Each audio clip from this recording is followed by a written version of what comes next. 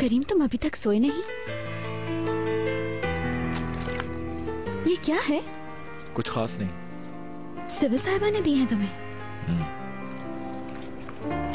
ये तुम्हारी अम्मी है, कितनी खूबसूरत है।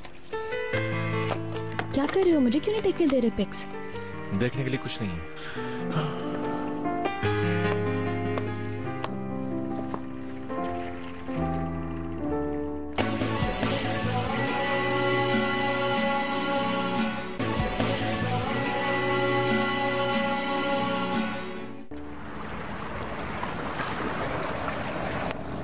करीम, तुम्हें अंदाजा भी है कि तुम क्या कर रहे हो?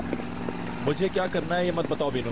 अब मेरे मामला में बोलने की जरूरत नहीं है। कैसे नहीं करूं? तुम्हारी बीवी हूँ मैं। जितने परेशान तुम हो उतनी ही मैं भी हूँ, समझे तुम? मत परेशान हो, ये मेरी प्रॉब्लम है, इससे तुम्हारा कोई ताल्लुक नहीं। करीम, बीनू अब बस कर दो, मेरे पीछे मत आओ। मैं तुम पे गुस्सा नहीं करना चाहता। और क्या कहोगे करीम? बताओ ना मुझे। जो कुछ कह चुके हो उससे ज्यादा कड़ा क्या होगा? पागल मत। करीम, छोड़ो मुझे।